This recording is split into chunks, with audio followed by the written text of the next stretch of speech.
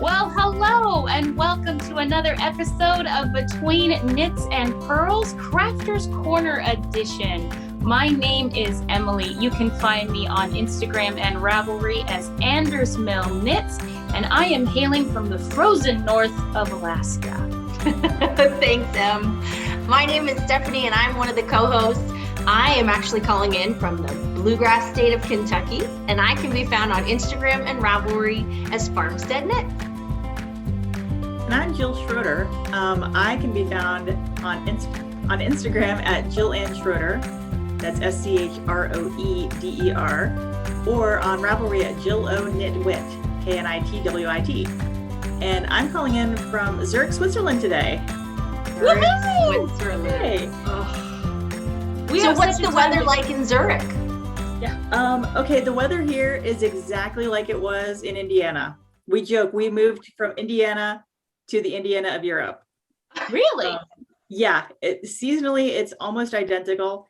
And it's really funny because I call back now and talk to people in Indiana, and it's almost the same.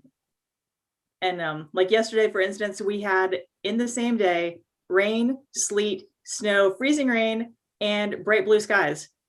Wow. So, oh my gosh. Now, did you have to make the switch to Celsius, or are you still in the Fahrenheit mode? Oh yeah. I'm working on Celsius. That's the one that's really just a little tricky. bit of an intro. So we were actually talking before we press record, and Jill and I were trying to figure out how exactly we came to know each other. And so for all of you out there, so Jill and I have been online knitting friends. We don't even know how long. We couldn't figure it out. We're not exactly sure how we met. We're thinking it might have been a swap, but we have no idea. We just know that somehow or other, we mysteriously connected, and it's been a wonderful, engaging, positively reinforcing knitting relationships since then. And I've already learned some things about you, Jill, that I had no idea about just in our pre-recording chat. So I'm really grateful for that. But could you give us a little bit of a background of, I don't know, you can give it a whirl. Would you like to give it a background of your life story or your knitting life story? Gosh, that's a big that's a big quest. I know, right? Yeah. So I learned, my grandmother taught me how to knit when I was grade school, I suppose. She was an avid knitter. My mom was a crocheter, but she was not a knitter. And so I learned to do both. I know how to crochet. I don't enjoy it, but I can do it when I have to. There are lots more swear words when I crochet. So amen to that. Yeah. So I've been knitting. I mean, I'm 51, so I've been knitting for well over 30 years. Close to 40 years probably. And so yeah, I started knitting a lot more once I had our first child, because baby knitting is fun and it's quick. Yeah. So yeah. So is that what you would say, you became a knitter with a capital K? Yeah, I would say so. Right.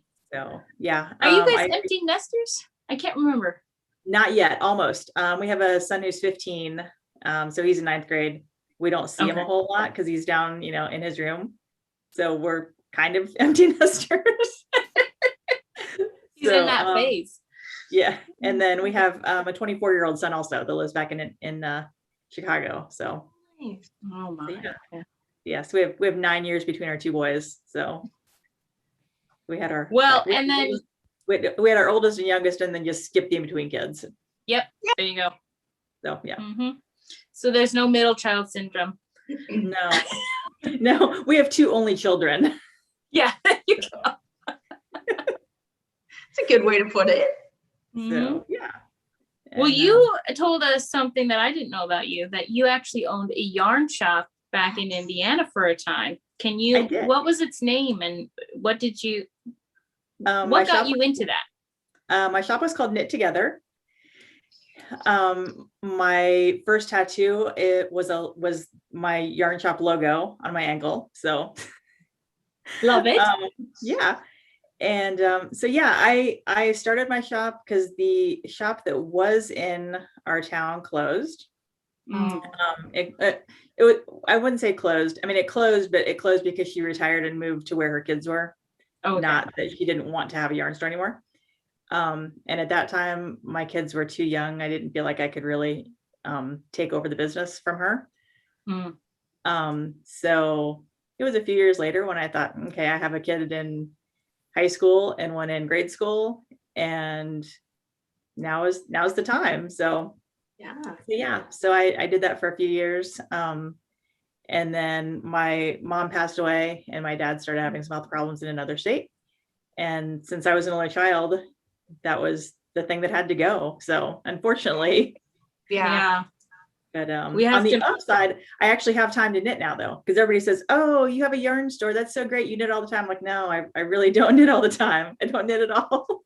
I was going to ask you, is it harder when you own the yarn shop to find your own time to knit? Yes, 100%. I would imagine so. Yeah, because you're often knitting things that you have to for the shop samples or class samples or things like that. So it's not always things that you necessarily want to knit. It's you have to. Sure. And then you also have to get them done on a deadline because you've got a class coming up or you have this new yarn that you need to really promote. Yeah. And you have nothing on the wall to show for it. So yeah. So okay, then the big question, were you relieved then in the end when you closed the shop doors? Or I was relieved when I could tell people, because we had decided, but we really couldn't tell anybody yet. And so there was a couple months of that whole knowing I was closing, but I couldn't tell anybody, and sort of dead man walking thing. So So it was a big weight off your shoulders. It was, yeah. And there are a lot of customers that became good friends, and I missed seeing all of them regularly. I bet. But I still saw a fair number of them on a regular basis. So because they'd become friends, not just customers. So So now you're in Switzerland. I'm in Switzerland now. Yes. My husband and our younger son and I moved here in August. The first week of August. We're going to be here for between 4 and 5 years. Okay. So yeah, my husband's company moved him here. Well, they moved him. They asked him to move. And you can always say no, but it's not always. Why not? Yeah. So so they originally wanted him to move here for 3 to 5 years. And with our son starting 9th grade, we said it's a minimum of 4. We're not pulling him out of school for his senior year of high school. Yeah. So we're here for at least 4 years.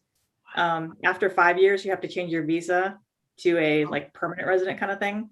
Oh, really? So I doubt we'll stay past 5. Yeah. But who's to say at this point? Right? Mm-hmm. So have you begun learning the new language, or how is it with English speaking in Switzerland right now?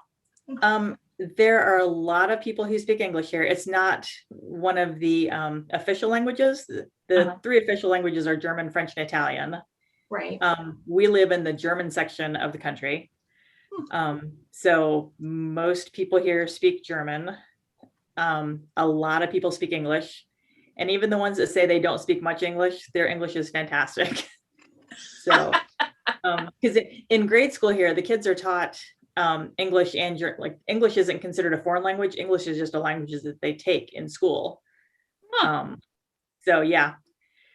That's a different, interesting way to look at it. It might even be more a positive viewpoint, because when we sit here in the United States and we say, oh, we're going to take a foreign language, foreign implies that there's going to be a struggle involved, right?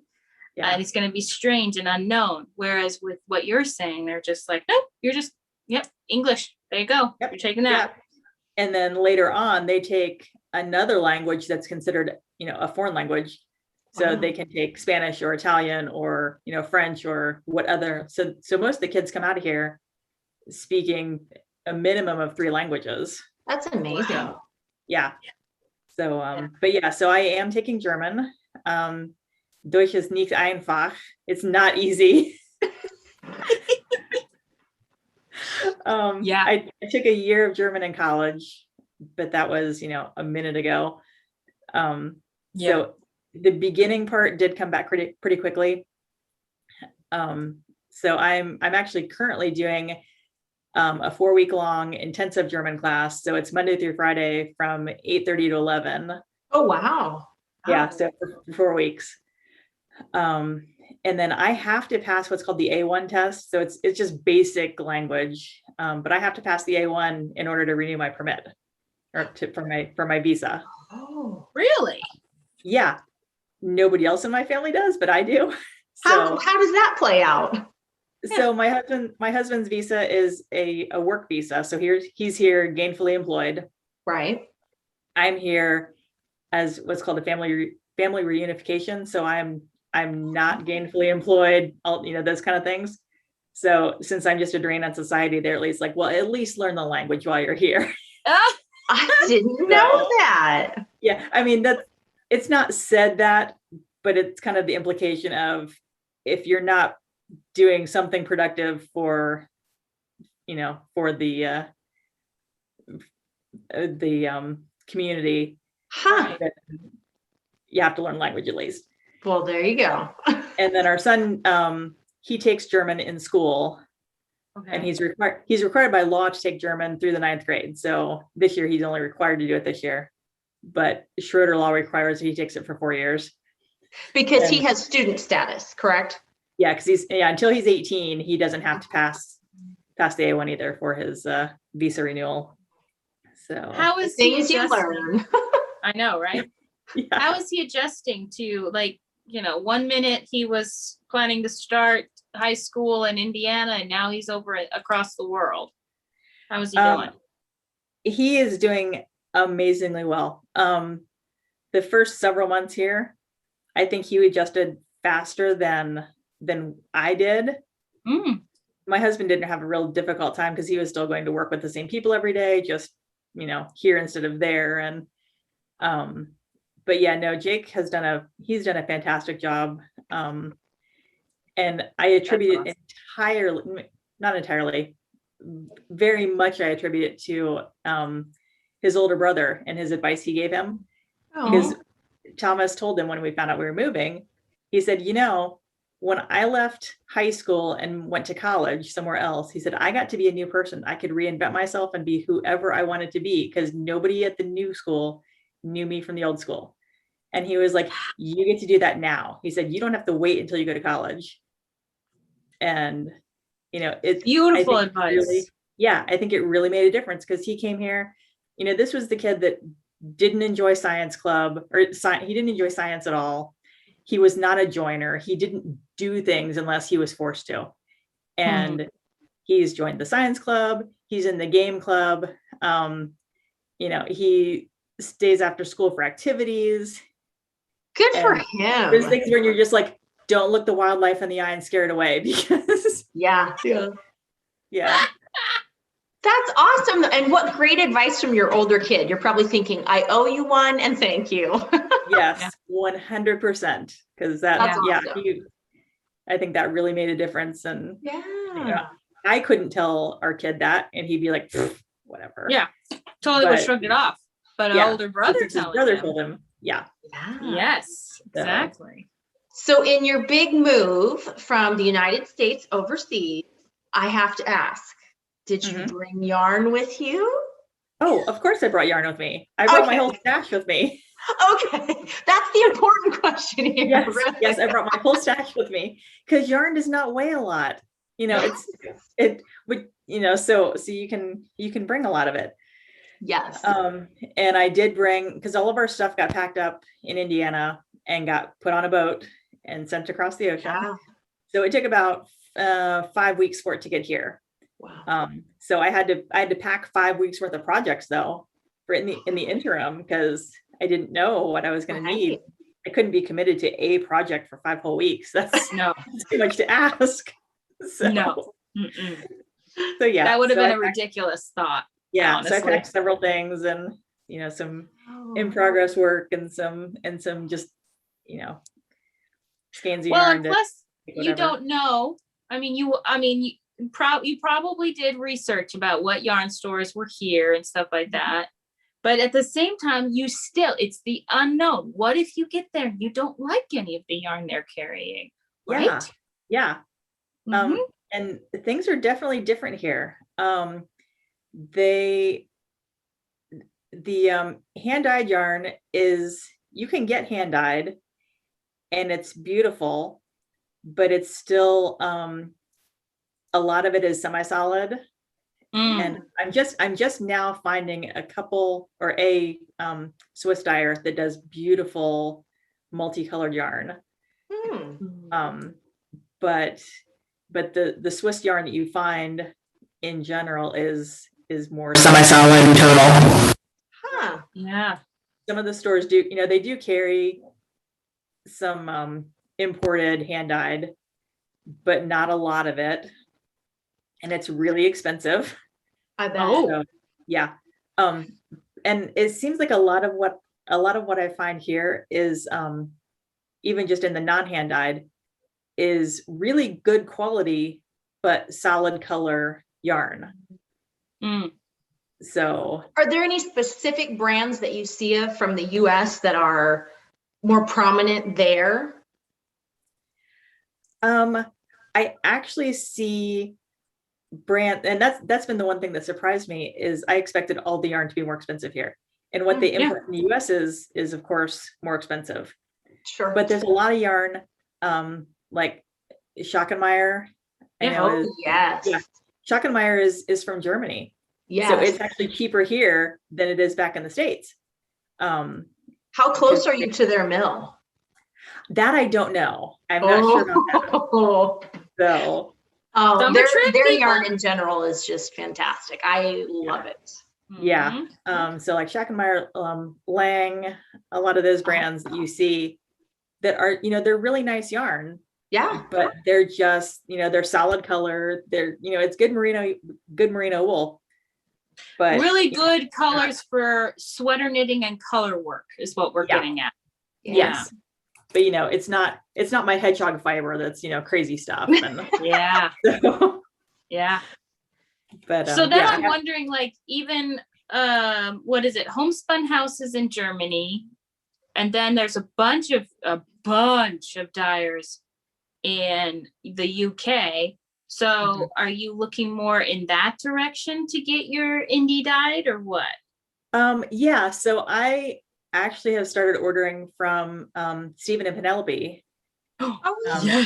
Yes. So in fact, that's one of I order from them because I can get an order from them in 4 or 5 days usually. Oh, that's awesome. And and they have gorgeous yarn. Because they're in Paris, right? No, they're in Amsterdam.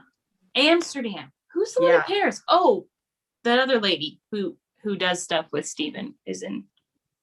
I can't remember her name. Sorry. Go ahead. Yeah. No. So my husband is also a knitter.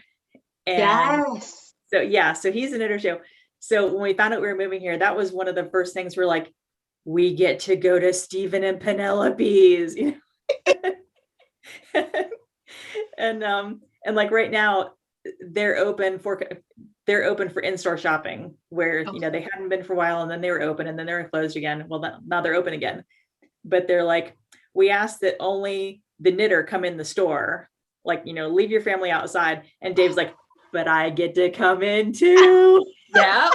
He's like, Jake can sit on the bench outside, but I get to come in. So have you guys been yet?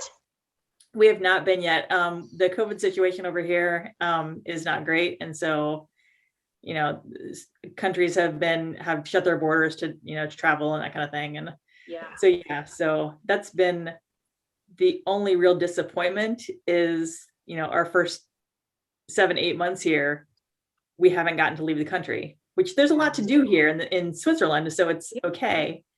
Yeah. But I bet they all sat around and knit as well when it was in that time. Baked bread, learned new sourdough techniques. They totally. They had community-wide sheep to shawl contests and things. Yep. So cool. Oh, I love those. Okay, so where we live, the town is actually called Kilchberg, so it's the first town south of Zurich. Okay.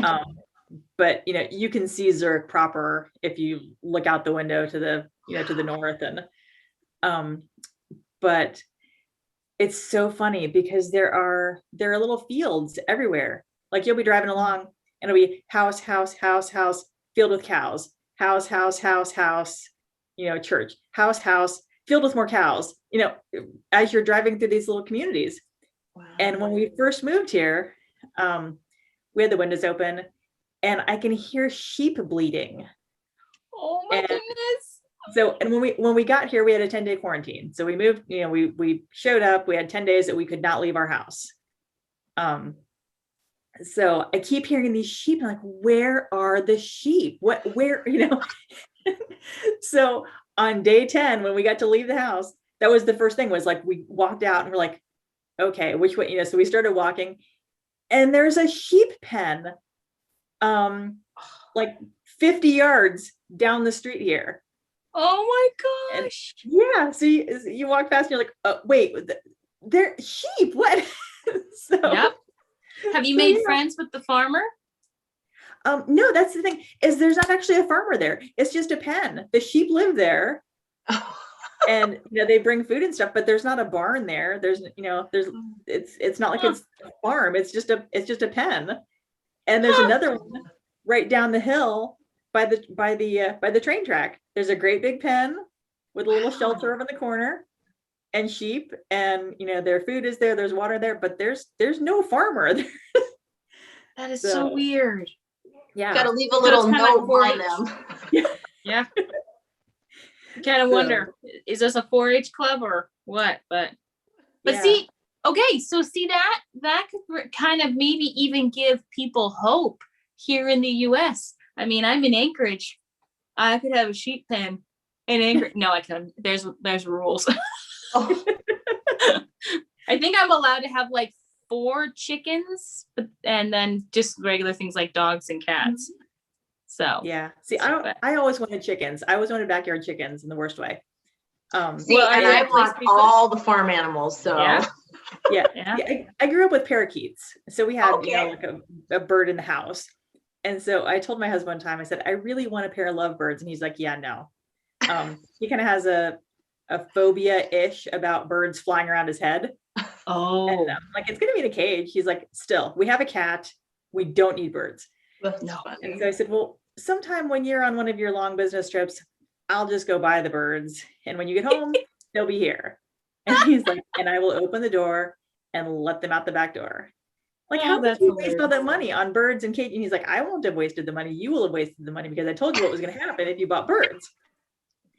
So then I found we could have 6 chickens in our neighbor, like in our town. And we had about a 2-acre yard. Yeah. And so I said, Dave, we can have chickens. We're allowed to have 6 chickens, no rooster. And he's like, we're not having chickens. I said, but you already said, if I buy birds, you're putting them in the backyard. So, and they'd be outside anyway. Yeah. I said, you said, if I buy birds, they go in the backyard. So I'm just going to go buy chickens and you'll have to put them. I vote yes. Yeah. Yep. He didn't buy into it. He's like, yeah, no. Dang. So. Would he be on board? He is a knitter. Would he be on board with a few sheep? No, because even after he's a curmudgeon. I know. No, he's an engineer. He's very practical.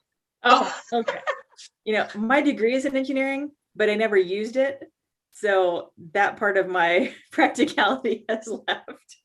Yeah. So, no, because now the creative side rules. You have to feed the sheep. You have to take care of the sheep. You have to pay someone to come and shear the sheep and get the wool processed and everything. He's like, it's cheaper to go buy good yarn somewhere. For sure. Well, honestly, and that's the situation that's happening. I've been following the wool market in Europe very closely. You guys know that the farmers are literally just burning the fleeces because it's cheaper to just dispose of it themselves than to load it up, drive it down to the wool market, and then they're losing money just on gas alone once they've actually sold the wool, not even counting the money it took to shear the sheep and stuff like that. Yeah. So they're just not even bothering anymore. Yeah. And we've been seeing already a struggle with getting yarn production going with COVID. And now because of the wool market, I'm like, this is wool Armageddon, people. It's happening. Well, I'm thankful we all have a good stash. Yes, that is very true. Okay, but you guys don't have to share your stash. I have to share my stash. That's true. That is true. Yeah. Now, I've offered to teach my husband, but he really he did not take me up on it. Same here. Okay, well, and I have Dave's permission to share, because I asked him if he cared if I talked about, his knitting and why he knits. yeah. He's like, no, go ahead. He started knitting probably 6 years ago, maybe. Wow. It's been a little bit of time. And he only started, because I had asked him before too, you want me to teach you? And he's like, yeah, no, not interested. I enjoy watching you knit. I enjoy getting, the fruits of your labor, but right.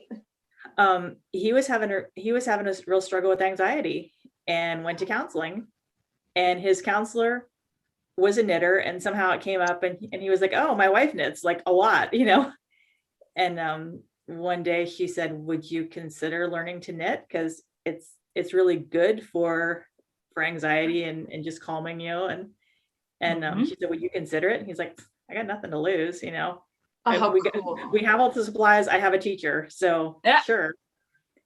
And I taught him to knit, and he took to it like a duck to water. I mean, just so that's pretty cool.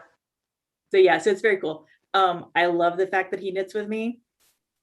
If I could have taught him without having to have him go through that to get to the point of knitting, sure, I 100% would have traded that, but if that's what it took to get something like that we can share, then it's a benefit out of it.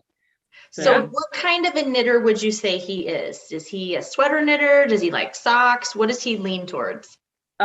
He is a project knitter. Like, there's the project knitter versus the process knitter. He's a project knitter for sure. Right now he has 2 projects on the needles, which is unheard of for him. He's I'm working on this project, and now I'm done with this project. What I'm going to start now. Yeah. So he actually started on a second project this week. Wow. And I was a little concerned. I'm like, who are you, and what did you do? So, no, he's very much into small projects, hats, fingerless gloves. He made a pair of socks for our older son for Christmas this year. So he does smaller things. He's made a couple shawls for me. That's awesome. So, yeah, that's awesome. But well done on him. I can't wait till he tries his first sweater knit. I mean, that would be astounding, but I could see it also being frustrating for him since he's a product knitter too. Yeah, but he doesn't seem to get bored working on the same thing for a long period of time, where I can't do that. My attention gets drawn away, so we do share a stash. He's started to buy a few things here and there, though, like when we go on vacation and we'll go, souvenir shopping. And he does, he has picked up a few skeins here and there of things that he's like, I don't know what I'm going to do with this, but it's pretty, so I'll buy it. That's so cool. That's a knitter for you. So, yep. Yeah. Do your color palettes align, or what? Usually when he's looking for a specific yarn for a project for him, no, he absolutely has to go buy. If he's looking for something for me, then sure, he can use, anything that I have. Yeah. But so it really depends on whether it's, and there have been a few things that I've had yarn that he could use, but it's not common. Yeah. So yeah. But I mean, that's a really good experience for him, because he's learning as he goes. He's not just for sure. I don't know how to explain this. I just think that the whole going out and picking out your own yarn, feeling the wool in the store, figuring out the properties of it. Is this going to drape well, or is it going to have more structure? I feel like that's part of the knitting journey. And if he's just having the stash already handed to him on a silver platter, you know. Yeah. Quite the treat. It was kind of funny. We went, our anniversary weekend was in December. And so we went into Zurich proper. You know, we drove the whole 10 minutes into Zurich. Actually, we didn't drive, we took the train. We took the train the whole 10 minutes into Zurich to spend, you know, a night in a hotel and go out, you know, and do some things. But while we were there, we there's a yarn store that neither one of us had been to yet. So we walked down, you know, it's one of those little cobblestone. When you think of a European cobblestone street, it was one of those down this little, you know, curvy side street kind of thing. Yes. And so got there, and it was a really cute little shop, just a very nice. And so we walked in, and he's gotten more comfortable now saying, "Hey, I'm a knitter too," because they'll talk to me, of course. And then he'll be like, "Well, you know, I was thinking about making a project, and I'm looking at this," and they kind of look at him like, "Oh, okay." It was really funny though, because he was looking at, they had a baby sweater there, and our niece has a 2-year-old, and he's like, "I really think I want to make that." And so he ended up buying all the yarn there and the pattern and everything. I bought nothing that day. I did not buy a single skein of yarn, and he came out with this bag. So, isn't that funny? which I think that was the first time that that's ever happened. Wow. I just love this whole idea in my head of you guys, like, you know, my partner is very like, he's just like, it's your money. If you want to buy yarn, it's totally fine. As long as the bills get paid, I'm good. But my past partner was always just like, are you kidding me? Like, you have yarn. Why are you buying more yarn? And I'm just like, you are not understanding at all. And now you get to share with your partner this mutual respect of, that's very cool. have to pay the electric bill, or we could buy sweaters quantity of yarn. What do we do? And mind you, both will keep you warm. It's just which option are you going to choose? Exactly. Okay, so for I can't remember if it was my birthday or Mother's Day a couple years ago, Dave bought me that really nice ball winder that's like the great big wooden one that because my small plastic one had it had given up the ghost. Yeah. And so he bought me that really nice Nancy's Knit Knacks, I think it is. Yes. Yeah. So he bought me that for one of the birthday, Mother's Day, something. Oh. And it was so funny because I was in the middle of a project. I didn't have anything that I needed to wind. And he used it before I did. He was ready to start something. And I was like, I feel like maybe this was a group gift. And just because my holiday came before yours, that's why we got it. Yeah. He's like, I don't know what you're talking about, but you know. That's cute. Yeah. Nope. You're exactly right. Yeah. Yep. Funny. So, all right. So we've been having a great conversation, and it's just been naturally flowing. And just so everybody knows, Jill was a little nervous. Hello. What was there to be nervous about? She's natural, right? Yeah. But Jill chose to do the jar of questions, and so far it's just been so natural we haven't had to pick any. But I'm gonna reach in. Okay. Let's see. Drum roll, please. I know. Is there a project that you have knit more than once? Yeah, there are a couple of hat patterns that I've knit several times. It's the Tin Can Knits. I think it's the barley hat. Yes. Yeah. Classic. Yeah. So I've made several of those.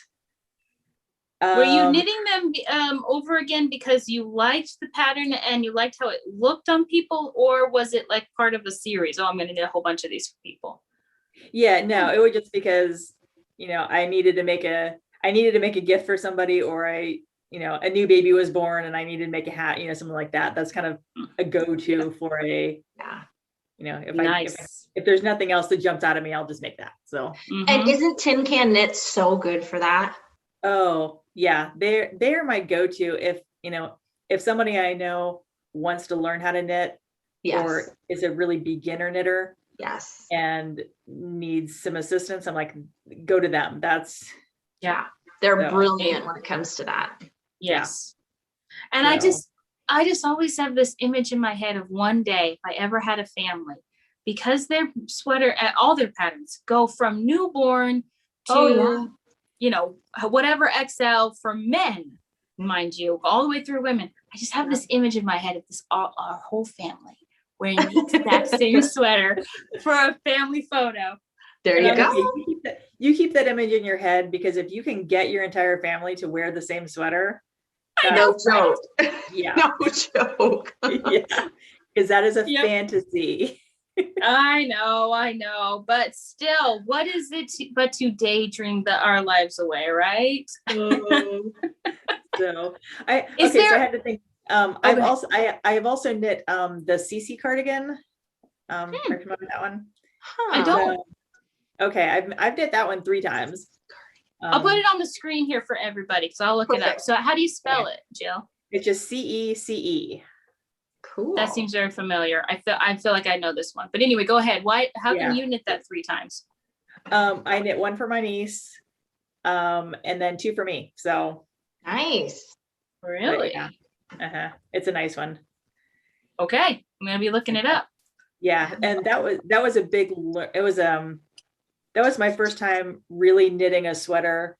It's got a lace pattern in it, and the directions are, while you're doing the decreasing on, for your sleeves and things, just continue the lace pattern, and having to figure that out, going, oh, okay, so Yeah. this row is supposed to be a knit 2 together, or a slip step knit with a yarn over, but I'm decreasing here, so I still want to keep the pattern looking like, so then doing the yarn over with no decrease, and to try to keep things looking as much as you could. Yeah.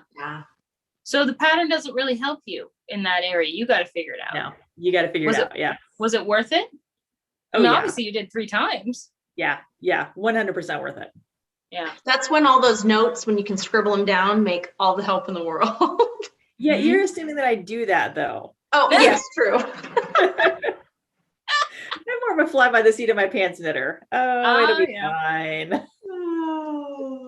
Well, this one isn't necessarily knitting, but it's what is one thing you want others to know about you that they might not already know? Now, we did talk already about you having a yarn shop. That might be something, but still. Okay, let's see. Yep, it's a big one. You want something ridiculous, or something that's just a common piece of? Give us both. Okay. My everyday, ordinary everyday kind of news. I'm an only child, so that's not particularly common. And especially someone my age. My ridiculous piece of trivia about me is I can stick my fist in my mouth. I so want to ask you to do it right now. I'm not going to do it here. Afterward, maybe I will. But yes, this fist can fit in this mouth. Well, you have told me in the past that you have a big mouth. And I don't even know how I learned that could happen. But oh my goodness, you are a talented woman. No, that's not a talent. That's a. Yeah, I think it is. Ooh, I have a good one, and I think I know what your answer is going to be, but I might be surprised. What is your favorite project of 2020? Oh, okay. So I started it in 2020 and I finished it in 2021. So I'm calling it my 2020 project. Okay.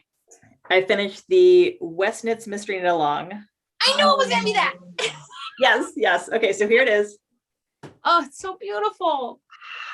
This is how big this thing is. That's unbelievable. And I did the small border. The small border was three of the chevron repeats on the edge. The large one was 6. So wow. That's my that just looks so wonderfully heavy and warm. It is. And this actually was all, let's see, you can see a little bit there.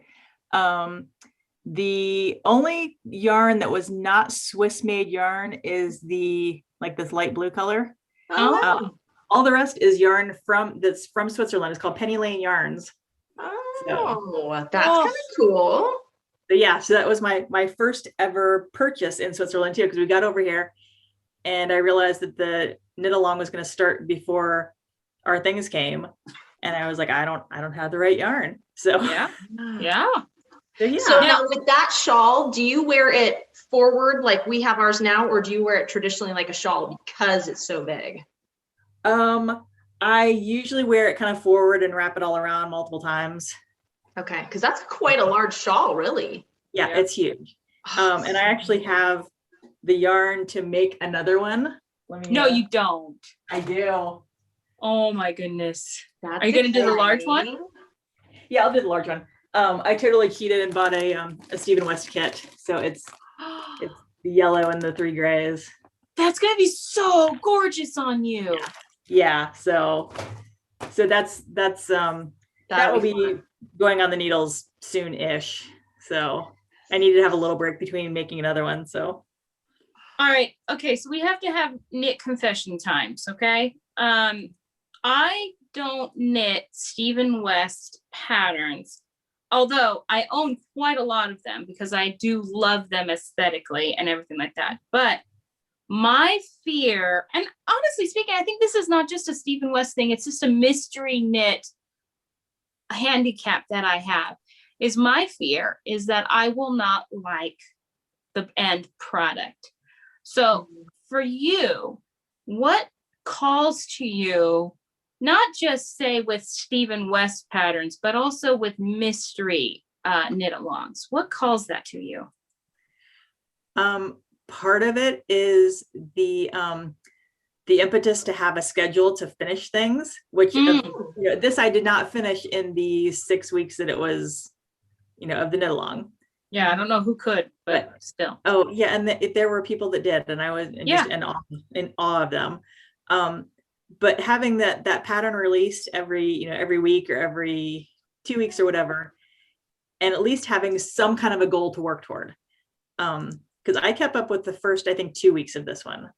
But then once you get that far, and then you get the next pattern, and you're like, oh, I have to, keep going, and so.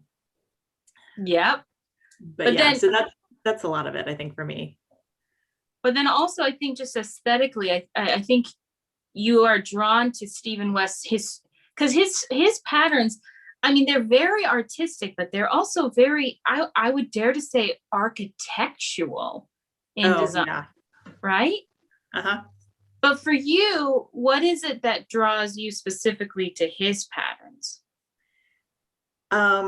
Well, first of all, they're exceptionally well-written patterns. I mean, they are fantastically written patterns, with links for videos for, this is how you do this technique, and this is how you do this. And so I love that about them. Yeah. But I love so many of them have, the multiple colors, and I just am drawn to that. Yeah. So, yeah. They're so playful and so fun. It's just, there's okay. Like if you were to hold up your shawl again, there's like there's a serious part of it, but then when the color play comes in to the design, it just takes it to a whole nother level. Like that structural part at the beginning, there's your neck. And then it's got all these holes knit into it. There's all the way across. Well, and let's be honest, Stephen almost gives everyone the right of empowerment when it comes to color. I mean, the guy can just say, it's okay, just try it, and it makes me feel like, ooh, I can do that. And in this particular knit along too, I actually went to the Instagram live kickoff party, the cast on party, which was so much fun because I could actually be there. It occurred. In fact, so I have another friend who lives on the Kenai Peninsula, in Soldotna. You're gonna have to tell me later. Tell me later. She might not want to be mentioned. She lives in Soldotna. And it was so funny because, I logged into the cast on party, and all of a sudden she pops up on the screen. Hi, Jill. I wasn't expecting to see you here. And I was like, oh my gosh, hi. That's cool. it was so much fun because, you know, she's like, with the time change, I can actually come to this party. That's pretty neat. So yeah, Well, so it was really fun. See, I think that's one of the reasons why I love knitting so much is that it spans the globe. Like even I've got friends in South Africa, Australia, New Zealand, Iceland. Actually, no, they moved to the UK. But anyway, it spans the globe. We have a universal language that we all speak. And if you see someone that's wearing a hand knit, you can usually tell. Oh yeah. And if they didn't make it, they at least, you know, someone made it for them or whatever. And you can talk, like you can, I was sitting on the train one day with this woman and she had this beautiful, just nothing fancy, but this beautiful hand knit cardigan. And you could tell it was hand knit out of a really nice, maybe like a Shetland wool, because it had some real body to it. Mm-hmm. Yeah. So I asked her, you know, I said, "Sprechen Sie English bitte?" And she's like, "Yes, a little," you know, she's like, and so I said, did you make your sweater? She's like, "Oh, I did. Are you a knitter?" I'm like, "Yeah, I am." And so I pulled out something that I'm in my bag that I was working on. Oh my goodness. See? And it's instant commonality. It's like, once you know, you can be friends with that person from here on out. Yeah. Yeah. It's fantastic. I love it. Yeah. And the way that we all have our own styles, but like we were talking before we started recording about how one of the reasons why I've always really enjoyed being friends with Jill is that I can live vicariously through Jill. Because I mean, just take what she's wearing versus what I'm wearing right now, right? Oh, sorry, the sun's coming up, so we're kidding. But okay, you never complain about the sun. You do not complain about the sun no matter what. I know, right? But like Jill's got this beautiful, vibrant, I can't tell because I'm on a little screen, but what do you call that? Mustard yellow or more honey yellow? What would you call that? Yeah, it's more of like a honey yellow. Yeah, I could never, like wearing that next to my skin would be atrocious, including your Stephen West shawl, even though those are blues and greens I can wear, but those tones. But that bright lime green and yeah. But that's what I love about all of my knitting friends. Like I can live vicariously through you guys and vice versa, right? Yeah. Oh yeah. Well, like your sweater knitting. I am not a sweater knitter. I mean, I've knit some sweaters, but like I said, I think before we were recording, I have 3 sweaters that are languishing in my pile of hibernation just because they don't have sleeves on them yet.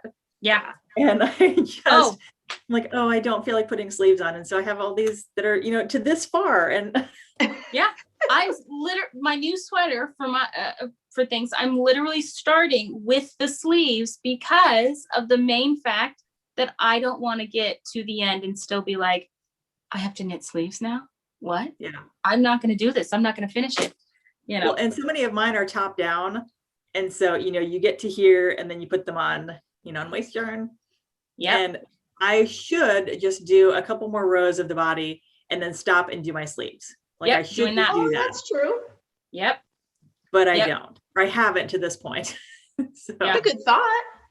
Yeah. No, but I'm totally doing that one with Jeremy's sweater because, you know, he is a tall, large man, and there ain't no way in God's green earth that I'm going to knit his entire body of a sweater and then come back and have this voluminous thing in my lap that I have to keep on twisting around to do those sleeves. Not happening. You don't think Jeremy wants a cap sleeve sweater for summer?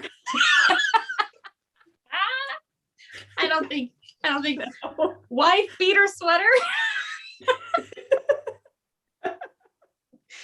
There, we'll set a new trend. Okay, well, this one follows up back from our last question, and it might need to be our last question. How long have we been going? I don't know. I could keep going for hours, but what are you dreaming of knitting in 2021? I am dreaming of finishing one of my sweaters. So it's nothing new. That's a good goal. I really want to finish a sweater. Yeah. Yeah. And would this be your first sweater completion? It would be my first long sleeve sweater completion. I've made a couple, I made some sleeveless kind of vest kind of things. the CC is either a short sleeve or a 3/4 length. So of course I made the short sleeve version. That's all right. But yeah, so I really would like to finish at least one of the sweaters that are in here that are mocking me daily. So Yes. You'll get there. Mm-hmm. So yeah. Okay, so you're dreaming of that. Mhm. Any other dreaming for 2021? Oh, well, I'm currently working on a Find Your Fade, Oh, nice. and I am not ever one to do the color that's on the pattern because that's just not my thing. And I did this time. Oh, wow. I called up one of the local yarn shops near me that carried hedgehog, and I'm like, I need this, and this, and got exactly the colors that are called for in the pattern, which is kind of unheard of, but That's exciting in some ways. They're very beautiful colors though. So that is so awesome. But yes, I'm about halfway through with that. So I really want to, finish that.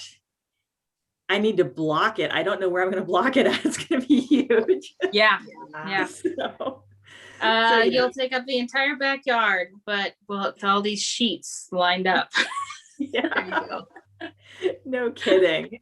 Except the dogs go out in the backyard, so I can't really just put something out there. Nope. See, so it's a conundrum. So I was gonna say, I want to find out, I know that one was going to be a last question, but there's one more question that I wanted to ask, and it's just about your well-being, because I know you took a tumble this weekend. How are you feeling? I'm fine. We went on a walk or a wandern near a lake, and here in our town, grass was green, no snow. They're just about 20 minutes away and a little bit higher elevation, completely snow covered. Yeah. And we were walking on a nice, it was a nice path. It's not dirt or anything by any means, but there was a hole that was covered in snow, and I have the ability to find anything like that. So I twisted my ankle ripped a hole in my favorite leggings. So it did not look good, honestly. No. So no, I religiously iced it all the rest of that day, and I'm still swollen, but it's okay. I'll be able to walk again, or I'll be able to go out for a walk, by next Sunday again. So that's kind of our Sunday activity is, get up and find somewhere to go to walk. Nice. So, but this is forced knitting time. So it is. Yeah. So, and with my 2 test knits that I'm currently working on, I need some forced knitting time. So, yes. Well, my friend Jill, thank you so much for joining us today. And just a reminder, where can people find you on Ravelry and Instagram? On Ravelry, I am at Jilloknitwit, and on Instagram, I'm Jillannschroeder, SCHROEDER. Nice. And I would suggest, if you guys want to follow her and her husband's shenanigans in Switzerland over the next 4 years, go follow her over there. Yes, please do. Well, thank you everybody for joining us one last time. And until next time, remember that life happens between knits and purls. Thanks, guys. Ta-ta for now.